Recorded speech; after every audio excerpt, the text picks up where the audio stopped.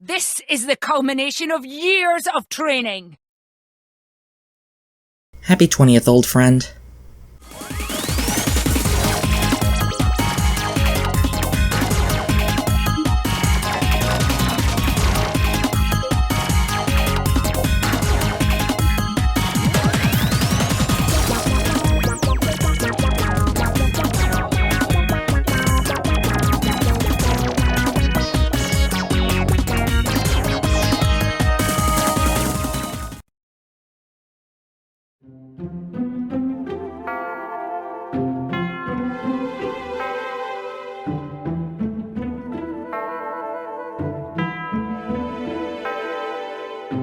(2002). I was around 6 or 7 at the time. My dad used to work at Microsoft, and as such, he was able to buy things from the Microsoft store that they had on work campus. Yes, I know this sounds like one of those "my uncle works at Nintendo" kind of BS, but considering I'm a Seattle native and I've lived here my whole life, it's more likely than you think that somebody that you know works for one of those big name companies like Microsoft or Nintendo. Hell, my current home is about 10 minutes away from the Nintendo of America building. Anyways, so this was basically how I first came across video games, and in particular, how I was introduced to my very first console, the Xbox. I love the original Xbox so much. I know it doesn't have the same sort of famous games like Mario, Zelda, or the PS2 trilogy, but for me, it was brilliant. Dad ended up getting multiple games for the system that I remember playing in my youth oh so very much, but the first game that really drew my attention was a platformer about a simple orange time-traveling tabby named Blinx.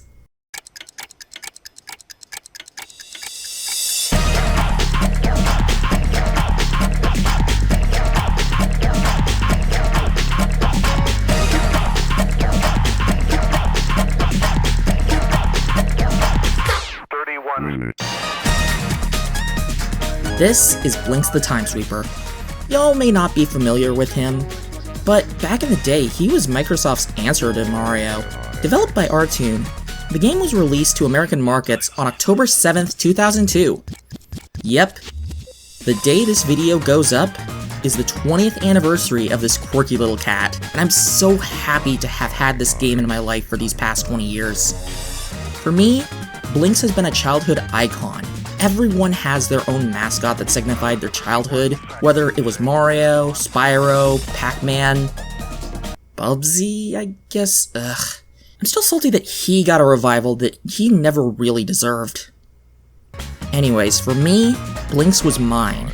I continue to go back to this game, and its sequel, Blinx 2, something I remember desperately wanting for Christmas and then jumping for joy when I ended up getting it for my family. And these games are up there with Splatoon and Xenoblade for my favorite video game of all time. Though, why is it that I love this game so much? Is it really worth all that hype? Do the problems with the game sour the experience at all? Well, let's dive in and see why this game means so much to me.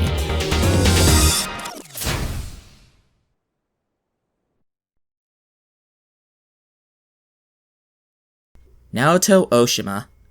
That name might not mean a lot to some people, but he is more important than you actually know, as before he created Blinx, he worked on a certain other anthropomorphic animal hero.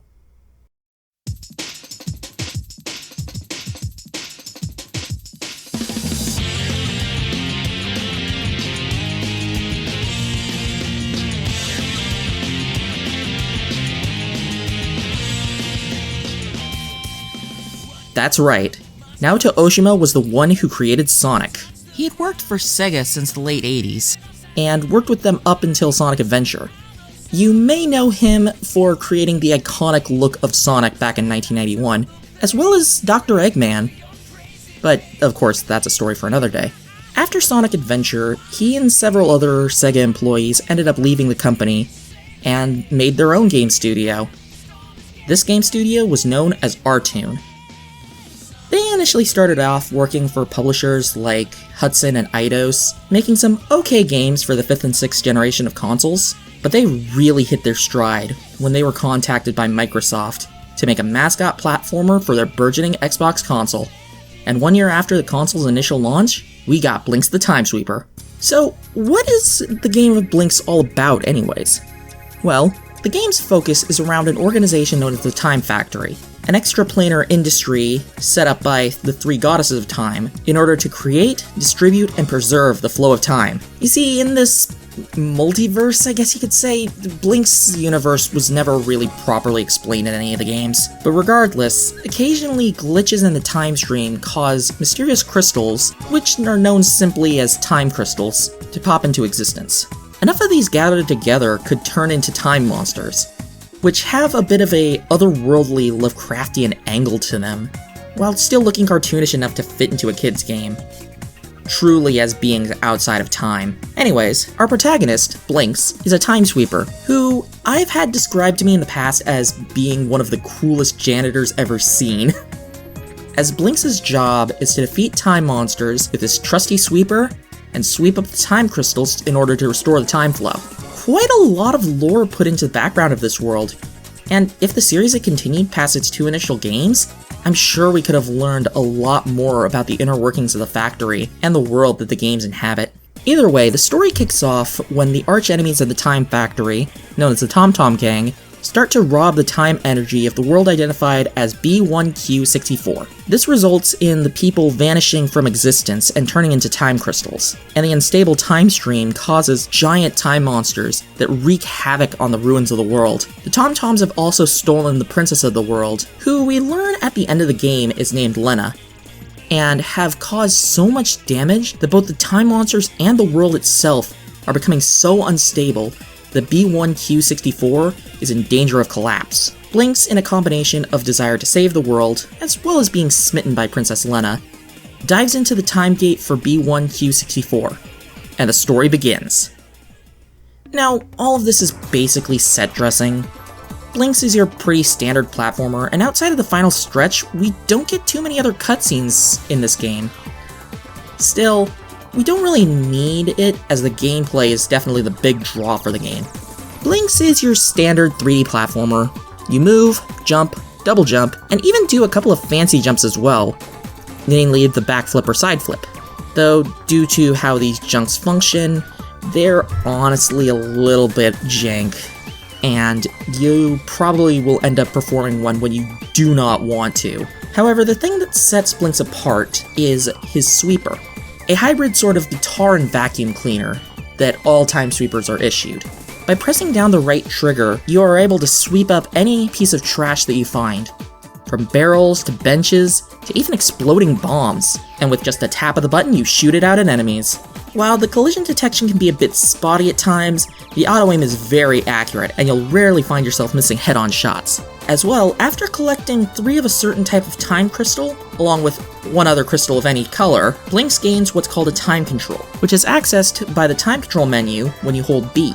There are 5 different controls to use, with a 6th time control basically being used as your live system in the form of retries. You see, Blinx can only take 1 hit in this game, and when he does, if you have a retry in stock, you'll rewind back to the current moment of before you got hit. Honestly, very innovative for its time. However, that is just one of the 6 time controls. Most of these are pretty self-explanatory. You got pause, slow down, fast forward, and rewind, which act in the way that you would expect them to, except fast forward ends up giving you a shield to compensate for the fast speed. However, the more interesting one of these is record, which is honestly my favorite time control in the entire series. Basically, you set a fixed point in time when the control activates, and then, after 10 seconds of performing actions, you rewind back to that point in time, and a copy of yourself is doing the exact same thing you were doing in that 10-second window, effectively being in 2 places at once. Most of the other time controls are pretty situational, with the exception of pause, since the ability to freeze enemies in place is always very useful. However, don't count out rewinds and slows quite yet, as they can both be used for puzzle solving and strategic gameplay. Fast forward, on the other hand, is a bit more niche. However, it does have its benefits. Speedrunners use it to shave time off of their runs, and the shield can be used as insurance in case you're in a tough spot against time monsters. Speaking of the time monsters, there's a vast variety of them that you can face against. From the simple bouncing chronoblobs and dangerous rolling spikers, to the elemental water spirits and combustosaurs that take way too many hits to take down. Each monster has their own unique appearance, form of attack, and way to defeat them. It definitely turns facing them into a bit of a puzzle. Blinx has to kill every time monster in a stage in order to progress forward. And while the gameplay loop could be seen as tedious, the method of fighting them is very fun and interesting and makes for some great gameplay. Fun fact, though the manual for Blinx only lists certain time monsters by name, namely the ones that appear in the first 3 worlds of the game, the Prima Guide for Blinx includes names for all of the time monsters, including the bosses, with the sole exception of the Chrono Horn, which the guide just calls Last Boss. I actually had this guide when I was young, and it helped me get through most of the game. However, the book is sadly lost to the annals of time, though I could easily find a used copy on Amazon for cheap. Now, a lot of people in the past have complained that this game is way too hard, and admittedly, I mostly disagree, up until the final quarter of the game. The first 3 worlds, Times Square, Deja Vu Canals, and Hourglass Caves, are a pretty easy romp as not too many difficult platforming challenges come in your way. After that we have Forgotten City, Temple of Lost Time, and Mine of Precious Moments, which, while the stages end up getting longer and bump up the difficulty, I do think that it's a generally fair curve, and a good step up from the first 3 worlds. However, we then get to Everwinter, the obligatory ice world in the game. Not only is it super slippery from the ice physics, we get the introduction of the Typhoons, monsters that transform into a tornado that holds you in place and leaves you as prey for something like a spiker or an octoballoon to attack you. Needless to say, Everwinter is a massive difficulty spike, and combining the ice physics with the janky side jump and back jump, it really makes the world hard to play. Then there's the Forge of Hours, filled with lava pits, electrical hazards, and multiple rolling bomb dispensers to make it difficult to advance. They truly have the gauntlet for the final world, as you're going to be dying a lot in this area. These last 2 worlds are definitely the very definition of Nintendo hard, even though this is technically Microsoft. However, with enough know-how and trial and error, as well as the use of the shop-exclusive Super Bombs and Spike Balls that help with finishing off time monsters and fighting bosses, these 2 worlds are not impossible to beat, and you can end up beating them and get to the final boss. Speaking of the shop, it brings me to one of the negatives I have with this game. I've mentioned how some of the gameplay mechanics have their issues. The directional jump and occasional collision issues that you have when shooting are 2 examples that I brought up earlier, but this one issue that I have really irks me.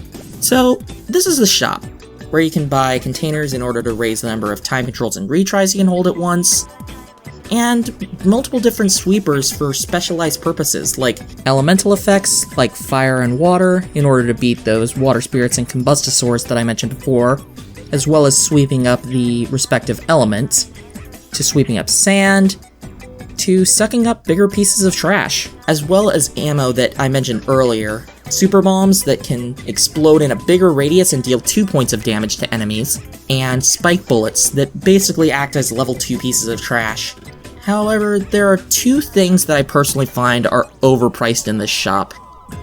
The alternate costumes, and the 100% reward for the game, the TSX7 Sweeper. You see, as you go through the game, you come across multiple cat medallions that you can collect. The more of these you grab, the more you unlock special rewards. Some are mainly just weird gag gifts, while others are really amazing concept art. My goodness, Artoon went all out with these drawings. It really makes me wish that we had an art book for these.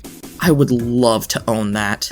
Anyways, the final reward for getting all of the cat medallions is the TSX7, a level 3 sweeper, which is the highest level sweeper in the game, that has both elemental effects, can sweep up sand, and has the fastest shoot speed. However, this doesn't just get handed to you when you get all of the cat medals. You have to buy it from the shop at the tail end of the game, and it's 90,000 gold. What? To put it in perspective, you usually get around 500 to 1,000 gold in a level, as long as you look in the right spots. And the best way to farm gold from the World 6 boss, edges out to around 4,000. This means, and I did the math, that it'll take you anywhere between 25 to 180 stage clears in order to gather up enough gold to buy this thing. I have never gotten a sweeper before, and honestly, it isn't worth the hassle. This is also why I don't go after the alternate costumes as well, which in the original version of the game ranged from 5,000 all the way up to 30,000. Luckily, when the Platinum Hits version of the game came out, there were multiple quality of life updates that included lowering the price of the clothes down to 1,000 each. However, the X7 was more or less unchanged. Take my advice, unless you really want to go for that 100%, do not grind money for the X7. It is not worth it. So, if I have all these issues on the game, with the collision detection, janky controls, as well as the really annoying 100% reward, then why do I like this game so much? Well, despite it all, the game's just fun. When this game was released back in 2002, I knew nothing about video games, though through the fun mechanics, well-designed level, and the charm of the whole game, I can say that Blinx made me a fan of video games at an early age. In a world where nowadays, everything feels like the same old cookie-cutter shooter, or open-world sandbox, or sports game that's just made to make a quick buck, Blinx showed how fun being able to control time and shoot stuff at your enemies with a vacuum guitar could be. This game was built on heart and the desire to make something memorable. This game amazed me as a child, and even wows me in the present. Within the last year, I've discovered a network of Blinx speedrunners who played the game in ways I never thought possible. These videos, pushing Blinx to its absolute limits to see how fast you can truly go, is so exhilarating, and it's like I'm seeing the game in a whole new light. This game never ceases to give me wonder, whether it's the story, for what little we get here and what we end up getting in Blinx 2, the characters, the gameplay, and the amazing community that sprung up from a game people would consider niche. And trust me, there's quite a lot of fans. In fact, let's hear what a couple of them have to say about their own experiences for the game. Hi there, my name is Venusaurus. I have a very personal connection to this game. Blinx the Time Sweeper is probably my favorite game of all time, and will never be surpassed no matter by what. This was one of the first video games I really remember playing with my dad. He got the original Xbox when I was younger, and this is one of the games he would play. And so I would always watch him play because I really liked the game, it was cool, and it was one of the first ones he taught me how to play on the Xbox. And so I would always play this with him, but I'd never go past any stage he'd beat, because I wanted to see him, go through the stages. So we kept going, and we eventually both got stuck on World 8 Level 2. We both could never beat it for the longest time, and it wasn't actually until about 2 years ago I beat that stage, then beat the third stage after that, beat that world's boss, and then was stuck on the final boss. It then took me a little while, but one night when I was hanging out with friends over in a voice call, I just decided, you know what? Why don't I tackle Blinx again? And I got so over emotional when I beat it, because this was, me and my dad's childhood game. And it was funny with how I was freaking out. My friends were all being like, "Oh, Mom, Dad, I beat it," or whatever, when they didn't know I was actually calling my dad on the phone, and they could hear me talking to him, and they were kind of laughing at that. But this just has so much meaning because this has a really big connection with my dad, to the point that the first tattoo that I have on my body, only one at the moment, but is a custom Blinx tattoo. And whenever I look at it and everything, I always remember the great times I had growing up with my dad, with playing this game, and just in general. So yeah, this game means a lot to me, and I really love the people that like the game too, because they're all very passionate about this game. I first got into Blinx at around Christmas of its launch year, 2002, I played it as a kid and got to minor precious moments until finally being filtered. I thought I had gotten filtered at Lost City, but as far as my memories go, I do remember the Fire Spirit. It wasn't until years later during my sophomore year of high school that I had suddenly remembered Blinx again as a teen. I was discussing it with my girlfriend at the time, but I didn't have an Xbox, so I looked up a Let's Play on YouTube and watched the entirety of Keyblade Bloxes specifically while I was nerding out about it with her through Steam, discussing the game and talking about its soundtrack. To this day, she still loves it because of its use of classic clock sounds in it and prefers it over Blinx 2's soundtrack because of it. I was always in love with Blinx's history once I rediscovered him, and that inevitably led me here because I wanted to learn more about this not very well documented feline friend. I could talk more about the game because I love talking about games in general, like the gameplay itself with its unique time manipulation mechanics, but I only have so much time. It really is a gift, isn't it? This year, before I became a VTuber, as my last stream game before I got my model, I finally completed Blinx 100%, since it became fully playable through emulation without any hiccups. I'm glad I got to, despite its many frustrations. It was also fun to watching the speedrun of Blinx this year at the live events that held it. Blinx speedruns are a marvel to watch. Fun fact, both Blinx and Knight share the same capitalization in their names, if you never knew. Both of their games are entirely capitalized, except for the I. Thanks, Naoto Oshima. I think there's something unique about Blinx the Time Sweeper, something that explains why it has held my interest for as long as it has. Frankly, I love Blinx more than anyone else in the world. My love for Blinx is so big that I've spent years of my life drawing fan art, compiling information for the Blinx the Time Sweeper fan site, and creating the Blinx Corpse Discord server. It's honestly a little baffling how much I've done that's dedicated solely to Blinx. Even more baffling is that there's so many cool people I've met that I can share my appreciation with. I've made friends and even got into a relationship thanks to Blinx, which is not something one would expect for something so niche, so I'm thankful that Blinx has led to a lot of good things in my life. I may be somewhat biased, but if you haven't played the games yet, you definitely should. Even though they're pretty flawed, I think they're worth playing and seeing what makes Blinx the Time Sweeper so special. Hi, I'm Wilkris, and I'm here to tell you about our Lord and Savior, Blinx. As a kid, I would always ask my mom to swap the video cables from the Wii to the Xbox so I could play Blinx. I would turn off the music in the settings so that I could hear the eerie, distant church bell in World 1. Who even rings it? I would keep replaying Boss 2 over and over because you could chase it by staying on the ledges where the boss couldn't reach you. My favorite was World 3.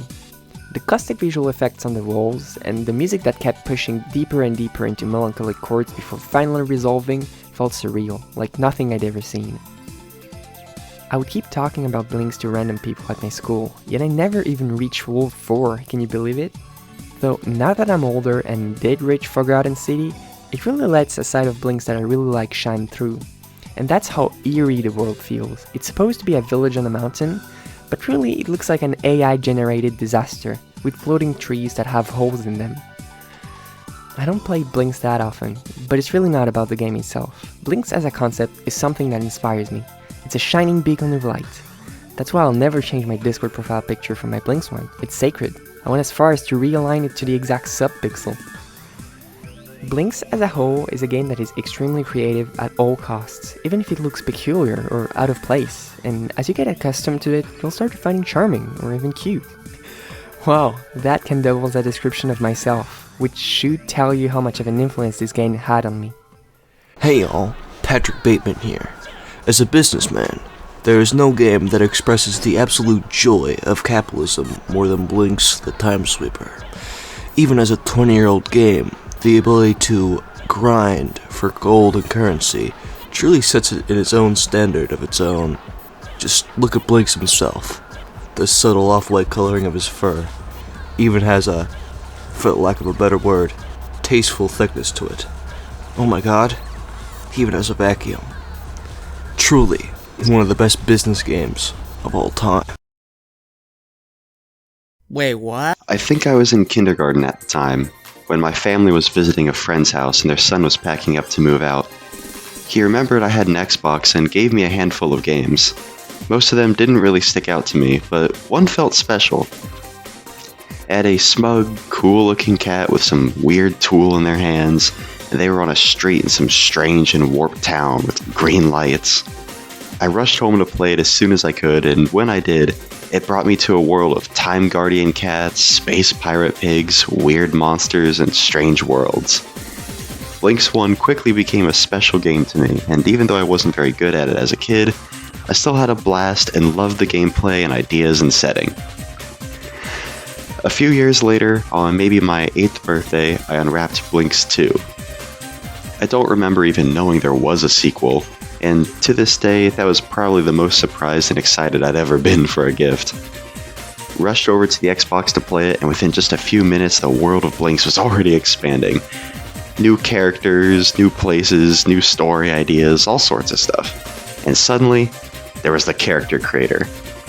Blinx 2 over the years has become a very formative game for me, and maybe even the most, but the first time I used that character creator, it introduced me to the idea of putting myself into the adventure. You can make your own characters, their own stories, maybe even their own worlds for them. And I'd play the game almost every day, just enjoying being able to go on my own adventures and saving the world. And after all this time, I still love going back to play Blinx 2, and it's still one of my favorite games. As I grew up, both games seemed to disappear and reappear in my life at random, almost giving them this dreamlike quality where they'd never stick around for long. The thought of ordering a game online hadn't occurred to me, I guess, but in high school, I finally found them one more time. I don't remember how I found it, but I stumbled across the Blinx fan site and the Discord community. And for the second time in my life, the games would be the catalyst for a huge change in my life. Through the Blinx core community, I've met so many new longtime friends, had lots of great experiences, had fun making new fan characters, stories for them, learning about others. And all in all, it helped me branch out into other communities too, and broaden my horizons. If it weren't for the games and their community, I feel like I'd probably be in a way different place than I am now. And I'm honestly honored to be a part of it. Hello, my name is Zijum, or just Josh if you'd like. I've been playing Blinx for as long as I can remember, and the thing I love most about it is the scenery. I love the abandoned-in-the-moment feel of Times Square, the calm wonder of Hourglass Caves, and no matter how many times the Time Devil smacks me around, Momentopolis just looks awesome, and it looks like a Soul Calibur Stage 2.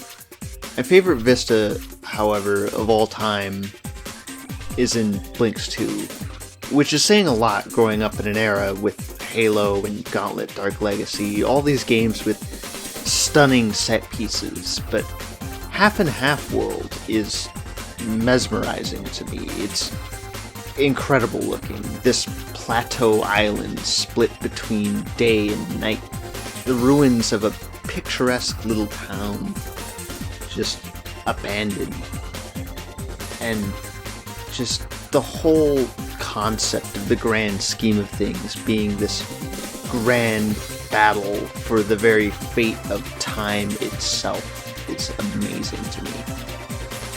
Blinx really formed my love for those impossible otherworldly landscapes, and it really has a special place in my heart. It's absolutely wonderful.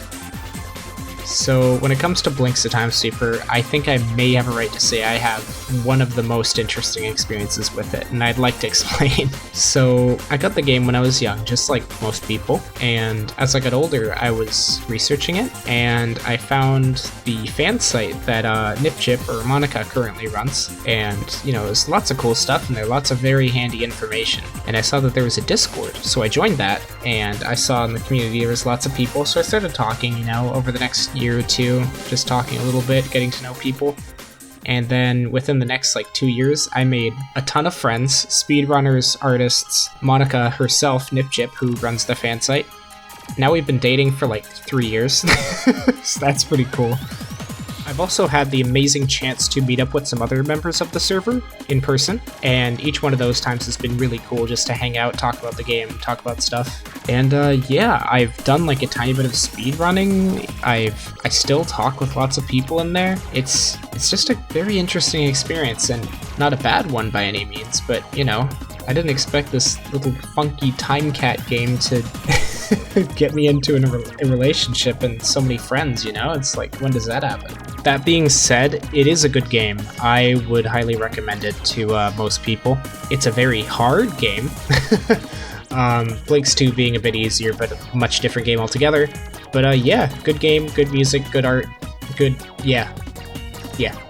Hello, my name is Jax, or Winx, as some people in the Blinx community know me as. I got into the Blinx series through the 2 Nitro Rad videos. As a cat lover, I always enjoy seeing cat mascots, and this led to me joining the Discord server back in 2019. What I like about this Blinx series is not even the games, because I still haven't played them, shockingly, but rather the community. Everyone I've met here and spent time with is really kind and caring, and the fun we've had in the voice chats, whether or not it's just watching someone draw, drawing with people, or being there for someone when they need it. It's really special to me. Plus, I've created so many fan characters for the series, I have nearly lost count. It's a small community, but a community with a heart, a soul, and a common love for the funny little tiny. Blinx and the Blinx Core server, especially, will always have a place in my heart. I love you all, and thank you for the memories. May more soon arrive in the future. So, I've known about Blinx for as long as I can remember, really. It was one of the first video games I've really ever seen. My first exposure of it was watching my dad play Blinx in his bedroom. And I remember my earliest memories of Blinx was being scared of the Dust Keeper, because when it jumps too close to Blinx, it becomes super large and turns like orangey red. So I always made sure that when I played Blinx, I made sure never to get squished or go near it. I was obsessed with Blinx as a kid. Something about the game was just so attractive to me. My mum told me that I actually used to bring the Xbox case to school, so I could show it to everyone and show and tell. And apparently it happened more than once. It wasn't until I was about 8 to 9 years old where I really sat down and I played Blinx from start to finish. And beating the final boss, watching the end credits and epilogue, and oh, it just felt so good and accomplishing and amazing. I will never forget that moment, sitting in my bedroom and watching the end credits roll.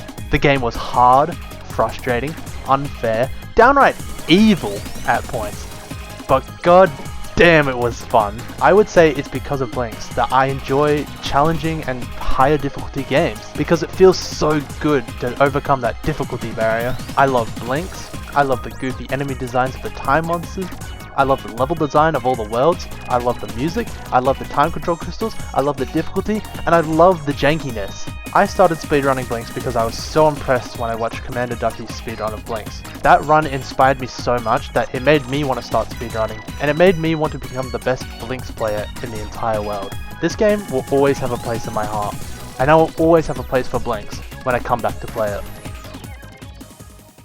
And Microsoft, can you please do something with Blinx? I'm begging you for the love of God.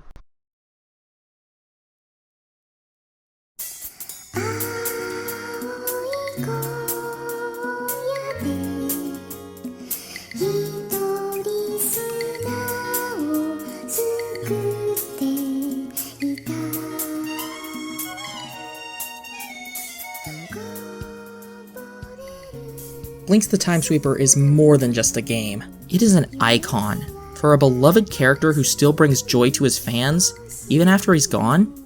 For a question on what if Microsoft went down a different road. For a community that celebrates the world left behind. When it comes to the game, it can be flawed, but for me, it's as perfect as it needs to be. Thank you so much, Blinx the Time Sweeper. Thank you, Artoon. And thank you, Naoto Oshima. Without you, I wouldn't be the gamer I am today. And if a game like Blinx the Time Sweeper can inspire a simple coder and video maker to make things that she loves, then I think you've made something super special. So, what happened to Blinx, you say? Well, unfortunately at the moment there's no announcements of a Blinx game as of 2022, and the trademark for Blinx has been dropped as of 2014. So, unless Microsoft picks up the IP and trademark again, I doubt we'll see any Blinx games in the near future. The only other game in the Blinx franchise is Blinx 2 Masters of Time and Space, which came out in 2004, though that'll be for another time. Most likely that game's 20th anniversary in 2024. Till then, I leave you with these memories of Blinx. 20 years truly has gone so fast. Anyways, this is the Tiefling of Trouble, Jenny Blaze, saying, shine on, Tieflings and Tieflets!